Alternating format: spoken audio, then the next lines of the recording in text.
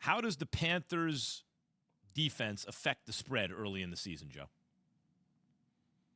Well, coming into the season, there were a couple of different opinions of the Panthers. Mostly they were an afterthought in the NFC South. Let's be honest, we all know the Buccaneers were the favorites, and then the question was whether or not Jameis Winston was going to be able to adequately replace Drew Brees and take New Orleans to the next level. While we all thought Atlanta could be lying in the weeds, maybe Arthur Smith, the new head coach, could come in and jumpstart that team. Well, it turns out they've been terrible, and Carolina has been fantastic. Now, you can point to the win over the Jets and say it was the Jets. That's fine.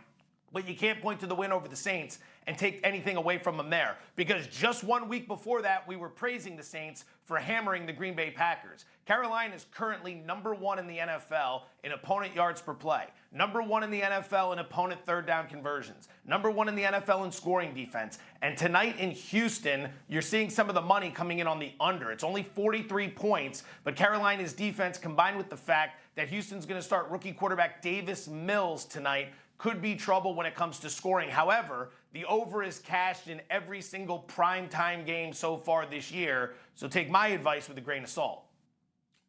Caesars updated the win total after 2 weeks, so what's the telling sign? Well, don't overreact would be number one. You know, we had the first game of the season, and what were the two big narratives coming out of that week, right? Baltimore could be cooked. This could be the end of Baltimore. You can't pay Lamar Jackson any money. The guy's going to be trouble. He has too many bad games. And then they go out and they beat the defending AFC champion Kansas City Chiefs as an underdog with a great fourth down call at the end of the game. Same thing with Tennessee. Big problems on the offensive line, big problems in the secondary. They go up to Seattle, they erase a 14-point deficit, and they win that game in overtime in front of a hostile crowd. So we don't want to overreact too much. You're seeing some adjustments to the numbers when it comes to the win totals because ultimately some of these teams through 2 weeks could be a lot worse than we expected. Some of them could be reinforcing some of the data points we saw coming into the season. I think a team like Carolina is an excellent example that people might be willing to buy into their defense. And then conversely, what you're seeing in Miami, who I'm sure we'll talk about in a little bit, is a situation where the quarterback is still a problem. If we were high on Miami coming into the year, maybe we want to back up on that because it doesn't look like that situation has improved at all this season. Wait, Joe, tell me about something because I saw it on the paper for the first time and it has my mind blown. Tell me about this parlay where somebody bet $25 to win $775,000. So you get a lot of this, right?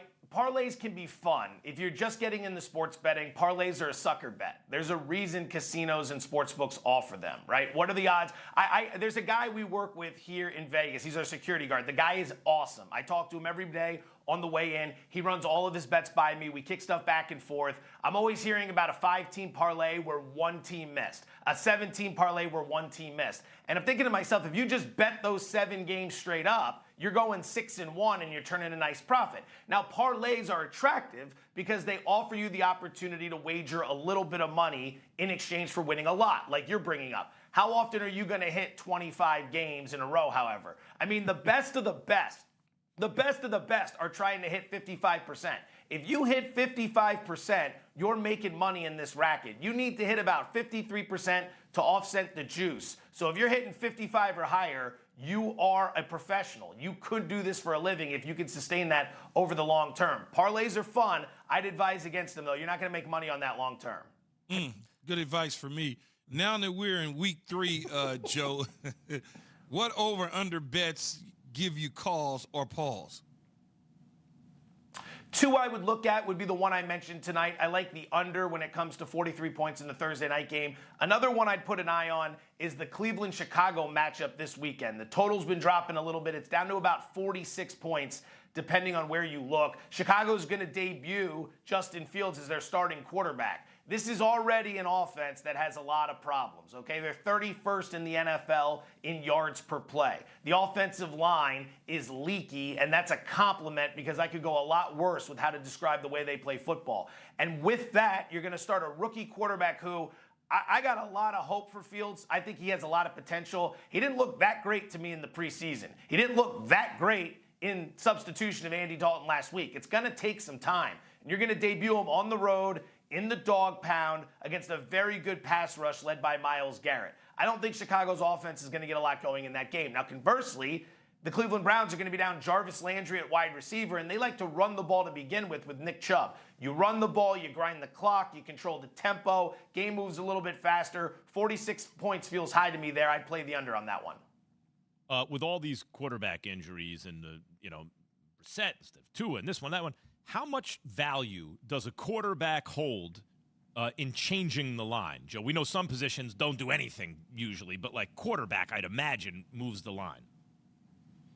Almost every position does nothing except for quarterback. You might have a situation here or there where a star player's out, and as a result, maybe like a Rob Gronkowski in his heyday, and as a result, the perception changes wildly. A lot of money comes in, and then the books are forced to make an adjustment. But for the most part, it's only going to be the quarterback position and wide receiver when Keyshawn was playing. If he was out, there'd be a massive adjustment, 10 points. Everyone know you couldn't bet on the team anymore because all the star power was gone.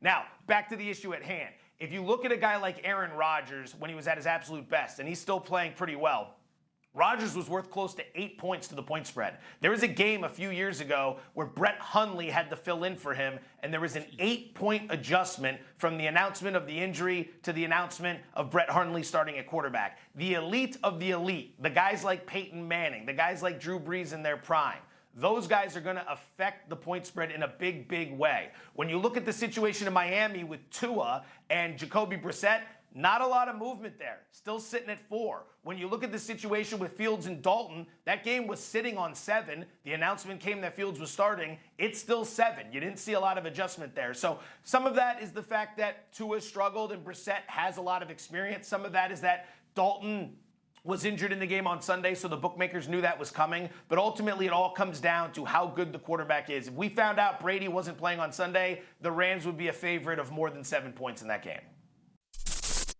Thanks for watching ESPN on YouTube. For live streaming sports and premium content, subscribe to ESPN+.